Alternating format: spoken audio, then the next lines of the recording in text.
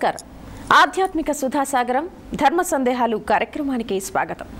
ప్రేక్షకులు తమకు కలిగిన ధర్మ సందేహాలను ఈ కార్యక్రమానికి ఉత్తరాల ద్వారా ఈమెయిల్స్ ద్వారా రాసి పంపుతూ సందేహ నివృత్తి గావించుకుంటున్నారు. మరి ఈ రోజు కార్యక్రమంలో అటువంటి కొన్ని సందేహాలను నివృత్తి చేయడానికి మనతో పాటు ఉన్నారు ప్రముఖ ఆధ్యాత్మికవేత్త, రచయిత, గ్రంథకర్త, రామాయణ ప్రవచనానికి పర్యాయపదంగా నిలిచిన వారు, మీ అందరికీ సుపరిచితులైన డాక్టర్ శ్రీ మైలవరపు శ్రీనివాసరావు గారు. మరి వారి ద్వారా ఈనాటి కార్యక్రమంలో కొన్ని సందేహాలను నివృత్తి చేసుకునే ప్రయత్నం చేద్దాం.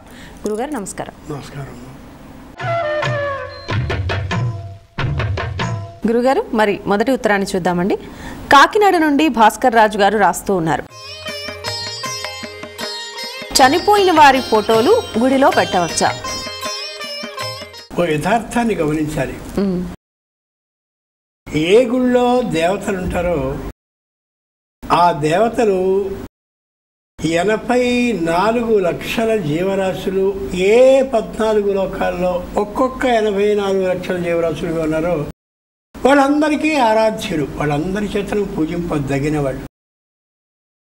ఈ చనిపోయిన వాళ్ళు ఎవరైతే ఉన్నారో వాళ్ళు ఎవరికి సంబంధించిన వాళ్ళు, వాళ్ళ చేత మాత్రమే పూజింపదగిన వాళ్ళు, గౌరవింపదగిన వాళ్ళు, వాళ్ళ గొప్పదనం తెలిసిన వాళ్ళు. ఇంత చిన్నదైనటువంటి ఈ పరిధిలో ఉన్న వీళ్ళని దేవతల దగ్గర కానీ పెట్టినవితే ఎంత తప్పది. చాలామంది ఇళ్లలో కనిపిస్తూ ఉంటుంది. మా నాన్న అమ్మని దేవుడితో సమానంగా పూజిస్తున్నాం అని చెప్పి ఆ దేవుడి పక్కన ఈ బొమ్మలను పెడుతుంటారు. తప్పున్నర 2 తప్పులు. పొరపాటును కూడా పెట్టకూడదు. నీకు నీ తల్లిదండ్రులు గొప్ప వాళ్ళైతే కావచ్చు, వాళ్ళని ప్రత్యేకంగా ఎక్కడో ఓ గోడ మీద చాలామంది ఏం చేస్తుంటారంటే తండ్రి తల్లి మరణించినట్టయితే వాళ్ళ చిత్రాన్ని నడిచేటటువంటి ఆ పైనుండే ద్వారబంధం పైన ఏర్పాటు చేసి వెళుతున్నప్పుడు వస్తున్నప్పుడు వాళ్ళ పాదాల కింద నుండి వెళుతున్నటువంటి అనుభూతిని పొందుతున్నట్టుగా ఆ పైన ఏర్పాటు చేస్తారు. అది మంచిది. అంతే తప్ప వాళ్ళని దేవతలతో సమానంగా చేసి అబ్బో మా గొప్పదనం తెలుసుకోండి, మీరు అలా చేయటం లేదు, మీకు అంత గొప్పదనం లేదు అన్నట్టుగా వాళ్ళని దైవ మందిరాల్లో పెట్టడం ఏదైతే ఉందో అది విధానమే కాదు.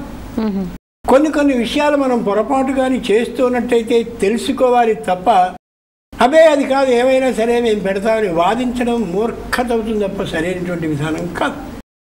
అంచేత తల్లికి తండ్రికి చేయవలసింది ఏమిటి అంటే ప్రతి అమావాస్యకి వాళ్ళ పేరుని తలుచుకుంటూ తర్పణాలను విడవడం. అలాగే అతి ముఖ్యమైనటువంటి కొన్ని ప్రత్యేకమైనటువంటి తిథులు ఉన్నాయి. మహాలయపక్షం అంటారు. అంటే భాద్రపద మాసంలో పూర్ణిమ దాటిన తర్వాత 15 రోజులు వస్తుంది. ఆ 15 రోజుల్లోనూ ఆయన ఏ తిథి నాడు పోయారో ఆ తిథి నాడు ఆయన్ని తలుచుకుని అన్న సంతర్పణాన్ని చేయడం, కానుకల్ని పంచడం, అట్లాంటివి చేయడం. అలాగే దీపావళికి ప్రత్యేకంగా పెద్దలకి పెట్టుకోవడం, సంక్రమణం రోజున వాళ్ళని ఆరాధిస్తూ ఉండడం, ఇవి చెయ్యాలని చెప్పింది శాస్త్రం తప్ప వాళ్ళని దేవమందిరంలో పెట్టేసేసి వాళ్ళకు కూడా ఒకసారి ఇలా దీపారాధన చూపించేసి అబో నా తల్లిదండ్రులని పూజించేశాను అని అనుకుంటే అది సరి కాదు. మాట కఠినంగా ఉండొచ్చేమో తప్ప ఇది నిజం. అంచేత అట్లా తల్లిదండ్రుల బొమ్మలనే కానీ ఏదైనా దేవాలయంలో ఉంచినా లేక ఇంట్లో ఉన్నటువంటి దైవ మందిరంలో ఉంచినా వాటి అక్కడి నుంచి తీసి వేరే చోట పెట్టి వాళ్ళకి ఆరాధనని మీ ఇష్టమైనటువంటి విధానంలో చేసుకోవడం మాత్రమే సరైనటువంటి పద్ధతి. మరొక ఉత్తరం చూద్దాం గురుగారు. బండారు లంక నుంచి దేవహర్ష గారు రాస్తూ ఉన్నారు. కన్యాదానం స్వీకరించడం వల్ల ఏమైనా దోషమా? కన్యాదానం, కన్యని దానం చేసేటటువంటి సందర్భంలో అమోఘమైన మంత్రాలు. కన్యని దానం చేయగలిగిన అదృష్టం లేకుండా ఉన్నవాళ్ళు ఎందరెందరో కనిపిస్తారు. ప్రత్యేకంగా మంత్రాలు చెప్తారు. యవైర్గ్రహమండల పర్యంతం గృహరాశేర్ వర్షశాస్త్రావసానే ఏకైక యవాపకర్ష క్రమేణ. ఎవరనో ధాన్యం ఉంటాయి. ఆ ఎవరనే ధాన్యాన్ని అలా పెద్దగా కుప్పగా పోసి ఒక్కొక్క యవగింజని తీస్తూ ఉంటే ఎంతకాలం పడుతుందో అంతకాలం అమోఘమైనటువంటి బ్రహ్మలోకంలో నిత్య నివాసం ఉండాలి అంటే కన్యాదానం చెయ్యి. అలాగే ఉండేటటువంటి ఆ ఎద్దుకుండే రోమం ఏదైతే ఉందో ఆ రోమాలన్నిటినీ కూడా అలా పెద్దగా కుప్పగా పోసి ఒక్కొక్క రోమం చొప్పున తీస్తూ ఉంటే ఎంతకాలం పడుతూ ఉంటుందో అంతకాలం శాశ్వతంగా బ్రహ్మలోకంలో నిత్య నివాస సిద్ధి ఉండాలంటే కన్యని దానం చేయి. ఇది సామాన్యమైనటువంటి అదృష్టం కాదు అని అంత స్పష్టంగా వేదమంత్రం తెలియజేస్తుంది. మనం ఒక్కడే గుర్తుంచుకోవాలి, మనకేదైనా అనుమానం కానీ వస్తే దీనికి వేదంలో ఏ విధమైనటువంటి ప్రమాణమైనా ఉందా, వేదంలో ఏదైనా సమాధానం చెప్పబడిందా అని కానీ ఆలోచించి దాన్ని చెప్పాక వినాలనే ఆలోచనతో కానీ విన్నట్లయితే మనకి యథార్థమైన తత్వం గోచరిస్తుంది. కన్యని దానం చేయడం అంటే కేవలం దానం చేయడం కాదు, అది లోకంలో ఏదైనా సరే దానం చేసేటప్పుడు తుభ్యమహం సంప్రదదే నమమ అని దానం చేస్తాం. నేను నీకు దానం చేస్తున్నాను, ఈ దానం చేయబడ్డ వస్తువు మీద నా అధికారాన్ని పూర్తిగా ఈ క్షణం నుండి కోల్పోతున్నాను అని దానం చేస్తాం. కానీ కన్యని దానం చేసే సందర్భంలో ఏ తండ్రి అంటే కన్యాదాత అయినటువంటి వాడు నమమ అనడు. చాలా గొప్ప మాట, తుభ్యం సహత్వ ధర్మపై ప్రతిపాదయామి. నా కూతురిని నీతో పాటు అన్ని ధర్మ కార్యాలలోనూ కలిసి సహకరించి పనిచేసేందుకుగా నేను అందిస్తున్నాను, ప్రతిపాదిస్తున్నాను అని అంటారు. అంచేతనే సీతమ్మని స్వయంగా జనకుడు రామచంద్రుడికి అందిస్తూ ఇయం సీత మమ సుత సహధర్మచరీ తవ ప్రతీచ్ఛ ఏనాం భద్రం తే పాణిం గృహీష్వ పాణిన. ఎంత స్పష్టంగా రాడు. ఇయం సీత మమ సుత, ఈవిడ సీత, మమ సుత నాకు కూతురు, నీకేగా కూతురు, ఇంకెందుకని? నేను అంటే మగవాడి పాలనలో పెరిగినటువంటి అమ్మాయి, కొంచెం కొంత అహంకారం, ఆభిజాత్యం, తక్కువ మాట తూరేయడం, నాకుండేటటువంటి ఆ అహంకారం కనిపింప చేస్తూ ఉండొచ్చు. జాగ్రత్త. సహధర్మచరి తవ, అయినా సరే నువ్వు ఏదైనా పని చేద్దామంటే ఆ ధర్మాన్ని ఆచరిస్తూ నీ వెంటే ఉంటుంది తప్ప నా పనే కావాలి అన్నాను. అందుకనే రాముడు అరణ్యానికి తీసుకువెళ్ళడానికి ఆలోచన చేశాడు తప్ప నేను వస్తానని ఈవిడంది. ఖచ్చితంగా అహం గమిష్యామి వనం, నువ్వు తీసుకెళ్ళేది ఏమిటయా, నేను అరణ్యానికి వెళతాను అంటాడు. సహధర్మచరీ తవ ప్రతీచ్ఛ ఏనాం, ఈవిని స్వీకరించావనుకో భద్రం తే, నీకు కష్టాలు తొలగాలంటే ఈవిని స్వీకరించడం మంచిది. ఎంత గట్టి మాట అన్నాడు. పాణిం గృహీష్వ పాణిన, ఈమె ఆడపిల్ల కాబట్టి తన చేతిని తాను అందించలేదు కాబట్టి నువ్వు నీ చేతితో మగవాడివి కాబట్టి ఆమె చేతిని స్వీకరించు. అర్థం చేసుకోవాల్సింది ఏమిటంటే కన్యా దానం చేయడం అనేది మహాద్భుతమైనటువంటి అదృష్టం. జనకుడికి ఆ అవకాశం కలిగింది, అంచేత అలా చేసి ఈ జీవితానికి ఎంత అదృష్టాన్ని నేను పొందగలిగాను అనుకున్నాడు. పైగా కలిగినటువంటి ఆ సీత కూడా సొంత కూతురు కాదు. అథమే కృషత క్షేత్రం లాంగలారుచితామయ క్షేత్రం చోథయతానేన నామ్నా సీతేతి విశ్రుత. ఆ నాగలి కర్రుకి తగిలి పైకి వచ్చింది కాబట్టి, నాగటి చాలులో పుట్టింది కాబట్టి సీత. ఎక్కడో తన సొంత కూతురు కాకుండా ఉన్నామనే కన్యా దానం చేస్తూ ఉంటే అంత గొప్ప ఫలితం వచ్చిందని జనకుడు ఆనందపడుతూ ఉంటే సొంత కూతురిని దానం చేయడం అంటే ఎంత అదృష్టవంతులు, ఎంత గొప్ప విషయం. చేత కన్యాదానం వల్ల పొరపాటును కూడా పాపం వస్తుంది అనుకోకూడదు, పాపం వస్తుందేమో అని ఊహించడం కూడా మహాపాపం. గురుగారు మరొక ఉత్తరం చూద్దామండి. అంబర్పేట నుండి జశ్వంత్ గారు రాస్తూ ఉన్నారు. పూజ చేసిన కలశంలో ఉన్న నీరు త్రాగవచ్చా? పూజ చేసే సందర్భంలో కలశాన్ని ఏర్పాటు చేస్తారు. ఆ కలశం ఈ భూమికి సంకేతం, దానిలో పోయబడ్డటువంటి జలం సముద్రానికి సంకేతం. ఆ సముద్రంలో నుండి భూమిని మహానుభావుడైనటువంటి నారాయణుడు ఉద్ధరించాడు అన్నదానికి సంకేతం ఆ కలశంలో అలా పడిపోకుండా ఉండేలా పెద్దదిగా ఉండేటటువంటి ఏ కొబ్బరికాయ ఉందో దానికి సంకేతం. ఆ కొబ్బరికాయ చుట్టూరా తమలపాకుల్ని ఎలా ఏర్పాటు చేస్తారు. అవి ఈ భూమిలో వృక్షాలు, చిగుళ్ళు, ఆకులు, లతలు అన్నీ ఉంటాయని చెప్పడానికి సంకేతం.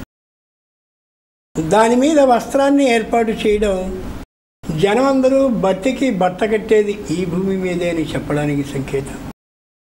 దానికి చక్కనైనటువంటి బొట్టుని పెట్టేది కారణం ఏంటంటే శ్రీమన్నారాయణుడు ఈ కలశంలో ఖచ్చితంగా రావడానికి తగిన అవకాశం కలిగిన వాడు, ఆయన్ని ఆవాహన చేయడానికి అవకాశం ఇచ్చేటటువంటిది ఈ కలశం అని దానికి సంకేతం.